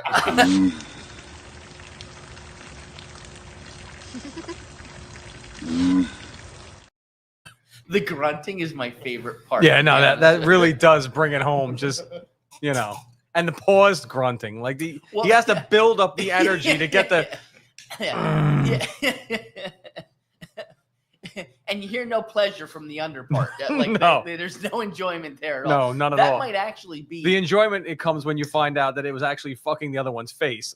That's where the enjoyment comes. Hypothetically, I'm saying. Where the hell did this show go? Like what? Yeah, we were talking about tickets too. I don't know. From tickets to tortoise rape. It's just a full spectrum of. Well, we don't know that it was rape. Let's not get excited. It may have been 2 participating voluntary parties. Well, you can't see the face of the other it's hard to. No, you can't because it's got his tortoise dick in it. Well, yeah. Oh my god. E-tickets. You talk about e-tickets. E-tickets. I'm sorry. No. But the e-tickets. What I think is a double-edged sword. On one hand, it's very efficient and it saves time, but on the other, it makes it too easy to be like, yeah, I'm going to hit you with 3 more and just crush these out. Control. Hit 1, 2, 3. Done. 3 tickets per now. Backfills and that's it. Can legit ruin someone's fucking. It absolutely can, and you can see it. Like you said. If someone gets 3 or 4 tickets, they get a 340, whatever it is, they may not come back from that. The amount of money it takes, and then their insurance jacking up and everything else. And then they wind up not paying their insurance, and then they're uninsured. It's a cycle. It's a vicious cycle. It is. It 100%. is. And it's hard. If someone's in between jobs, if they're having a tough time, they're going through a divorce, whatever it is, they're in a bad spot. They fucked up. They made a bad decision. They're on their phone. They're speeding, whatever it is. That can cause that can be their downfall. It really can. And in this day and age, it's so easy to fall into the trap of now they're into addiction, now they're into substance abuse. Things are just getting worse. You have an opportunity to help, not hurt. And I feel like because of the time we were on, there was more compassion, and maybe because of what was going on in the world, I don't know, especially following 9/11, we were more appreciative for what people were going through, what they were doing, what was right, what was wrong for them. I feel like that's lost a little bit, and I hope that comes back around. Possibly. You see a lot now. You see a lot of the younger guys doing a lot of community policing. Yes. Right? Coffee with the cop. Lean into the mic. There you go. Now. Hi, I'm Lou. I'm the so plumber. much better. Actually, as a matter of fact, shut your face. Sit back. So a lot of these younger guys doing community policing, is it because they don't want to be real cops, or because they like to do that? It wasn't really ever my thing, the community policing stuff. I'd just rather go out and do my patrol stuff like that. So same. But what is it like? Is there an end game on there? Do these kids don't want to? These new guys, do they not want to go out and actually, put hands on people and do investigations, do handcuffs, or would they rather just sit there and walk the wall and take pictures and be happy and have coffee with the cop and senior center, stuff like that? They are essentially social workers with shields, is what they are. They are being born into a bail reform, non-custodial mindset. Right, but you see that, right? You see 100%. Younger kids they want stuff, right? nothing to do with putting handcuffs on people. Police work, yeah, at all. But why is the question? Are they afraid? Exactly. Or they just don't want to do it? I don't know. Well, I think fear comes in two forms. One, you don't want to be sensationalized on social media. We've learned that you do the right thing. Even when you're doing it right, a snippet of that interaction is going to be caught by some yam bag on the side of the road that's going to make it look like you just violated this person's civil rights for no fucking reason. And now your family, you're all under the microscope because you did the right thing. So one, are you going to get jammed up? Are you going to lose your job? Are you going to get sued? Suits. Oh my God, lawsuits. In this day and age, it's so easy to file a lawsuit against someone for no good reason. You don't even have to justify the lawsuit anymore. It's just, I'm butthurt. I'm upset over this. I feel like this was wrong. I want to file a suit. If it goes far enough, they'll cut your check for $5,000 just to fucking make you go away. Well, it's easy. They don't want to fight it. Yeah. They would rather pay you off and have it done than actually address it and fight it in court, which is frustrating. It's heartbreaking. And I don't know where that ends. I don't know when that comes back around. I don't know when that. I hope that corrects at some point. I feel like it has to correct at some point. But that concerns me. Again, you want to help, not hurt.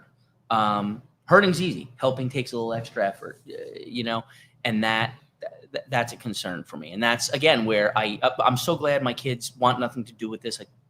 We talked them out of it. They're going on to do something entirely different.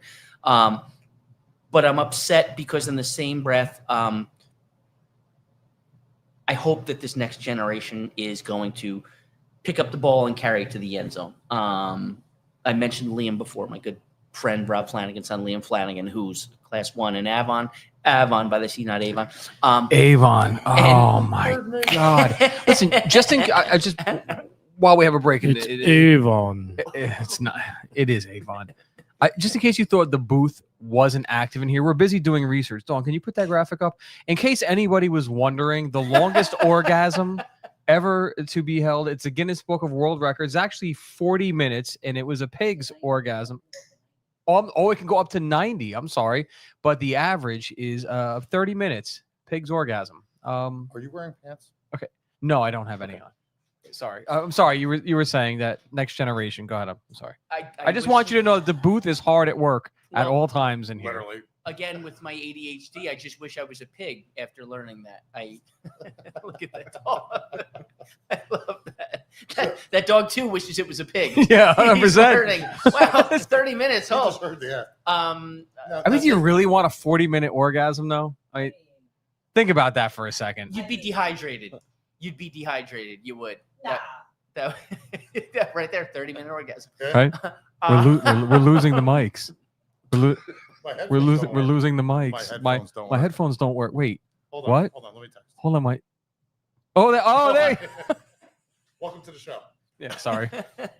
So doing research. Take that philosophy, put it on the fireside now, right? Ooh. So now you got the fireside where your house fucking burns down, and they're like, "Thank you, thank you for coming." Right? I mean, if you think about it, but I think the camaraderie in the FD is a lot stronger now than the PD.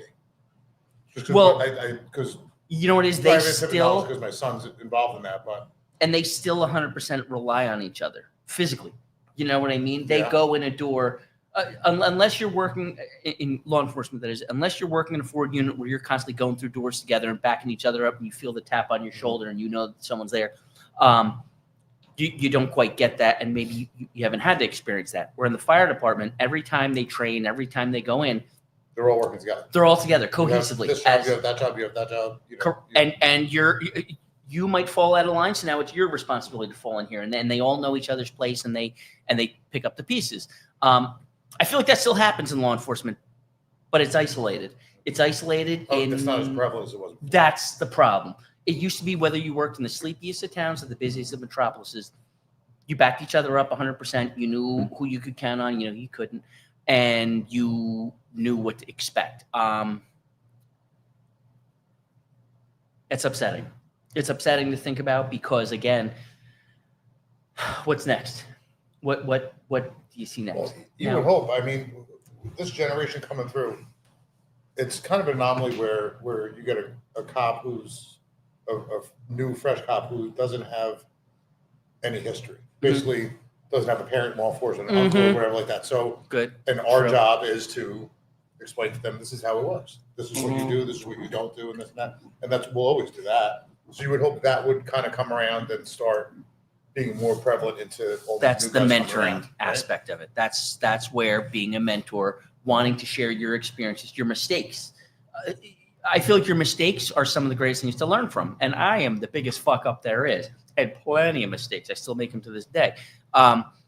Sharing those is what enhances, teaches, and encourages others to be like, well, I don't want that shit to happen to me. Let me learn from that. That's where, the police academy nowadays, they're not even allowed to curse at them anymore. They can't go hands-on. At all. Right? No, hypothetically, a police academy that I might know about. They actually have human resources guys that are shadowing the instructors. They're walking around with a clipboard and they're basically monitoring to make sure that nothing out of bounds. So we're really pussifying this new generation. Yes. They're setting them up for failure. Yes. Because the first time they go out on the street, they get cursed out. Someone yells at them, they're going to curl back in the corner. Yes. And you're not ready for it. No. Because you didn't get it. And the people that are hiring them, the people that are coddling them, they don't ever, their jobs and their lives will never be at risk because of the inadequacy that they're pushing through. It's all of us that have to deal with it. And they'll keep kicking the can down the road. Right. They'll say, oh, well, yeah, well, we hired them. It was the academy's job to train them. And the academy is going to say, well, yeah, no, we trained them, but it's the guys on the street, they're going to learn out there. And so everyone's going to have that layer of insulation. Yeah. Except for us that are going to have to deal with it when they have worked the first year of their career with no round in their fucking gun because they thought the gun automatically loaded one. That's a true story. That's a true story. So when I went to the academy, they had boxing. Yeah. Where'd you Right. No more. Stanley. They had boxing down there? They had Jerry Cooney was the instructor. So they had boxing and they stopped it. So a lot of these kids coming through the academy now have never been punched in the face. Never. Listen. I grew up in the hood. I grew up with brothers. I got punched in the face. So it was no big deal. Punched in the mouth, right? Right. So now what's going to happen is, these kids are coming in. They're going to get into a fight. They're going to get punched in the face. Not going to know what to do. They're going to freeze. Yes. If you haven't caught a 2-piece and a biscuit, and now you show up at a bar fight and you get a drunk who's like, let's go. Right. You're not ready for that. No. And it's a huge disservice to these guys coming through. Yeah, they're setting them up for failure. 100%. And I've had that conversation with guys. I said, I hope you understand, like, this is not a personal thing. Like, the jobs set you up to fail. And when you fail, they're going to leave you out. They're going to leave you hanging out to dry. Again, they're going to protect themselves, and it's going to be all on you. When they knew you did not have this skill set to begin with, and they hired you on every metric other than actual qualification. I think we should start a new business here. Just start punching dudes in the face. Oh yeah. I mean, now you're talking. Listen, not only will I look at Campy peek up. Not only will I volunteer. Turtle video again. Yeah. La la la la la la la la.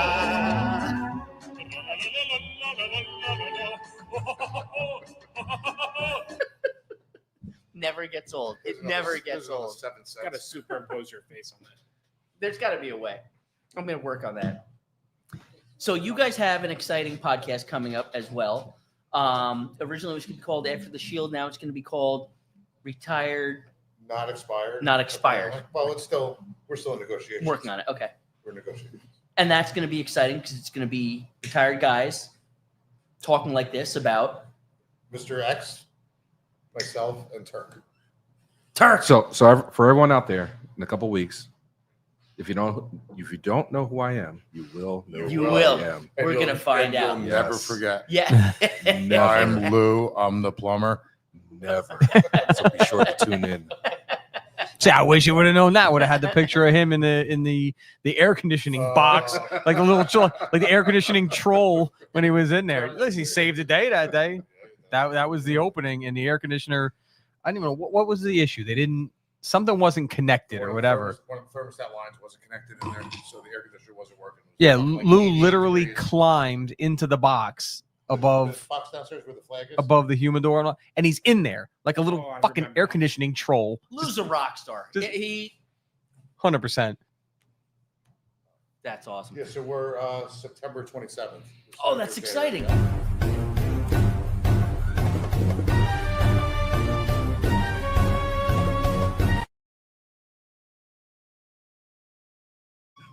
I'm sorry, September 27th. I'm just go fuck myself. September 27th. Me, Turk, and Mr. X here. That's Mr. awesome. That's our- I'm very excited for that. Maiden voyage. That's gonna be a lot of fun. Mr. X. That's Awesome. that sounds good. That sounds tight. Yeah, right? Yeah, that's Ooh, it's a lady. smooth jazz. Yep. Yeah. Mm-hmm. Yeah. Welcome to the quiet storm. You got a face for radio. You really do. Who knew we were doing ASMR on the show today? All right, that's gonna be fun. That's gonna be Yes, nice. well, chatting about, retirement and what to do, what to expect, what not to expect, and a lot of surprises. Now, I've been out 3 years. I'm out 3. Turk's out 2. He'll be out 2 weeks. 2 weeks. When we do it. So it's a great. Different perspectives. Yeah, Yeah. it's a great span across See, the that's board, fun you know? because you can And talk we all do about different jobs. your now, transition, and that's what's so perfect We're because gonna it's put such a adjust- we're gonna spectrum. say adjustments. We're not transitioning, but really gets me a little because then he gets all. Yeah, I was just gonna say, who's transitioning? Well- Why do I have this picture? And what are we doing with this? What? Oh, that was going to be a whole. I thought we were going somewhere else with it. So it's just pointless, It was. Well, that's a transition. right? Of kinds. I Yes. mean, that. I mean, that's a transition of kinds as well, I Is guess. that B. Arthur? No, it's Bill Clinton. That's the picture that was hanging on Epstein's Island, where he mocked Monica Lewinsky, the intern that he sexually assaulted. With the That cigar. because that was the dress that she saved that had the semen on it. So he had a portrait done, and it was hanging on Epstein's Island. But then again, don't worry about it. Just listen to Ghislaine Maxwell. She said that Clinton was never on the island. Don't worry. don't worry about all that. For anybody that wants to report any illegal aliens that you see anywhere, 866-DHS2 ICE 866-347-2423. Start at 30 North Main, 4th floor. Come on, dude. I'm sorry. No, it's no issue. Oh yeah, Aladino. I'm sorry, bro. Go ahead. Do you want to do the Aladino plug? You do the Aldino Yeah, plug. Tony. That's your cue, Tony. Yeah, how you guys doing? Oh, they- Aladino Cigars. We had him today on the Blue podcast review. We had And, Adrian here. He was Blue Big amazing. Blue Stogie review. We had Adrian here. Check out the Aldino 85th. Check out the Blue Stogie review for the our review of that cigar. It was fantastic and a lot of information. And that's all I got. We got some nice boxes here. We'll be raffling off at some point. And that's it. Or giving the high pitch Eric awesome. Yeah, baby. Maybe. We'll see. I'm sure he's going to call now. Yep. You created that. Did you say I could have that for free? Thank you. We gotta Can get you him just on one of the put next. 785 cigars in? Can you make sure that there's cigars in there? Can you fit? Finding something on there.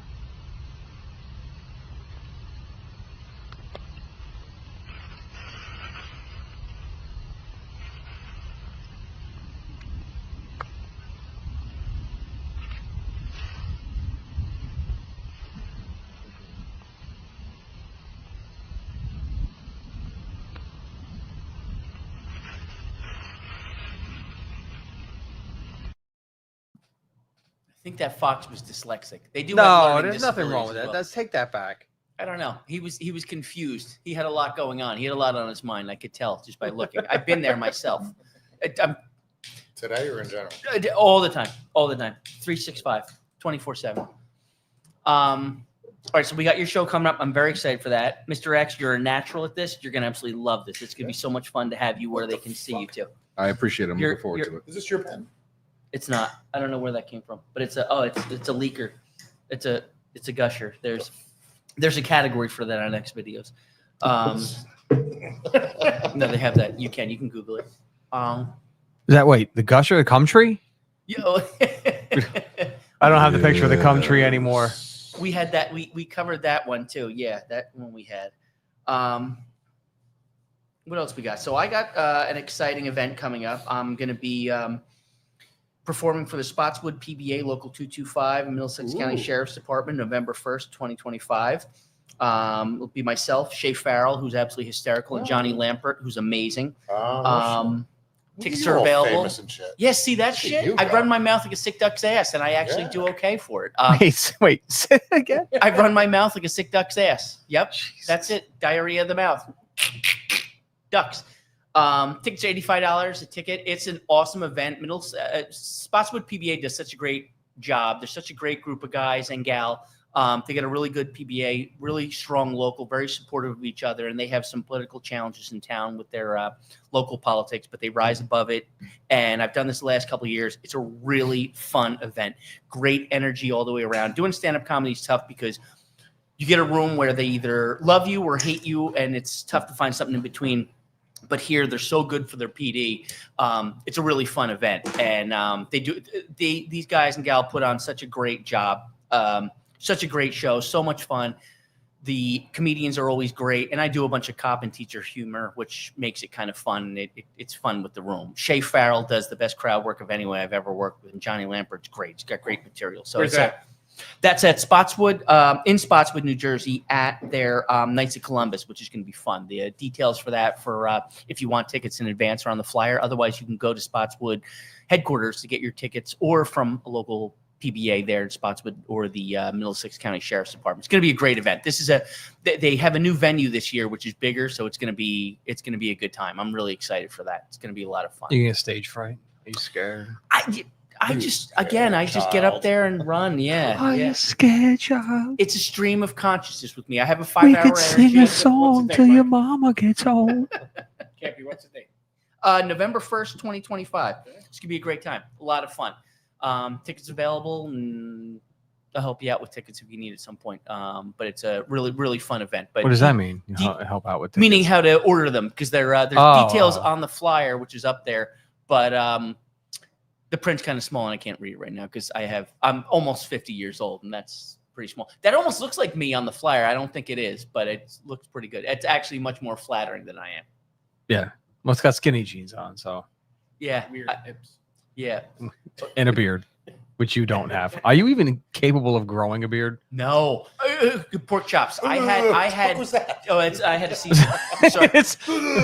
I had bad acne as a kid, so I have pockmarks from the pimples from the day. So I get patches. I'll try to not shave for a week or two just for the fun of it. Is that what that thing is on the side of your fucking face? Yes, I cut that off shaving. Yeah, it was a removal. Yeah, no extra charge. Do your own surgery? I do. I'm not paying a fucking $30 copay to go get something cut off. I just use a razor, a little Neosporin, and it's good to go. Ditch the bitch, make the switch, get it done. I even burn them off with cigars from time to time, but it works. You got to do what you got to do. No, it does. It does. It drives my wife nuts. I had poison ivy and was treating myself with gasoline and Clorox for a while. Oh, that's cool. You should have told me it was poison ivy before I wiped the pretend semen on your fucking arm. Now, totally fine. Where you had the poison ivy. It's going to be awesome, dude. Don't worry about it. Thanks. It's dead. These are just scars. This is just from the razor and great, the Clorox. Dude. But it looks a lot better, doesn't it? Yeah. Gasoline, a little Clorox. And it does dry it out.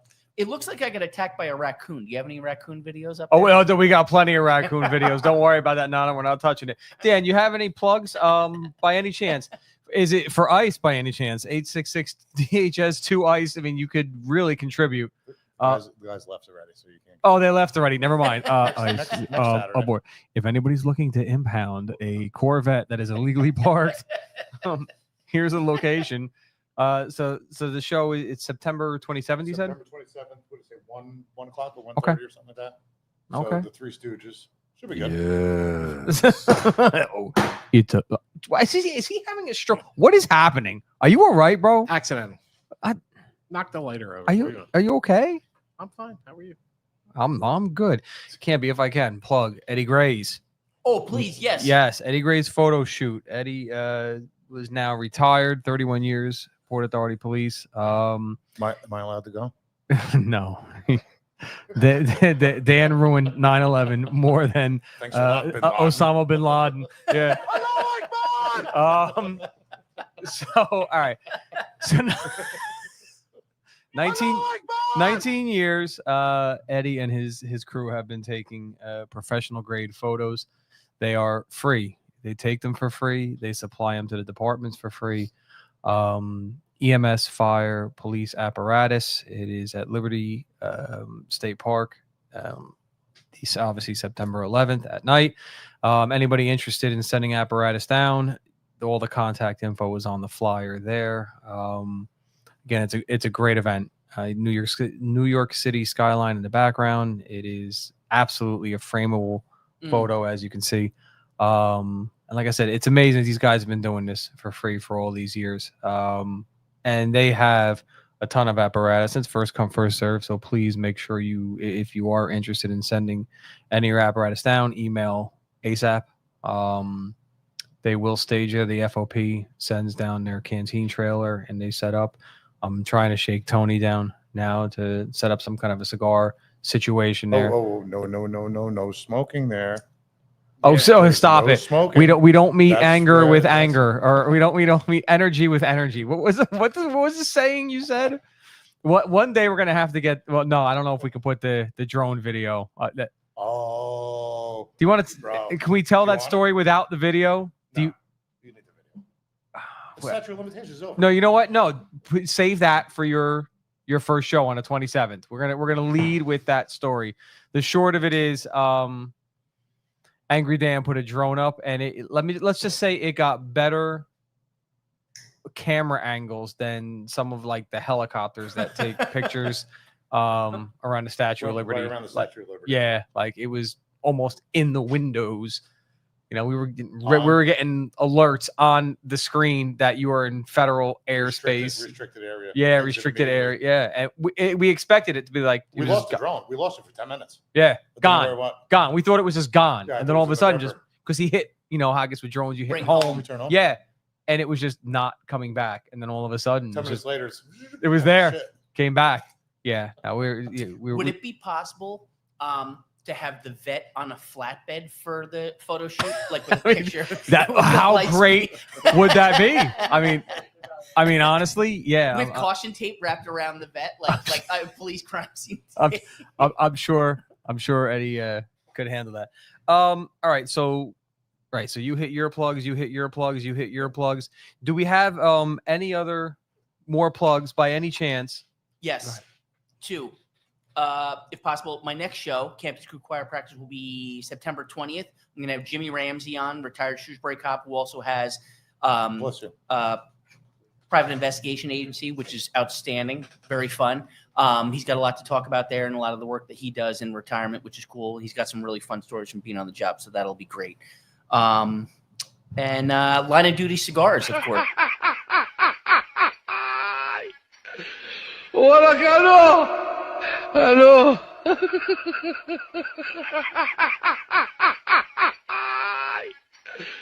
Hola, Cano.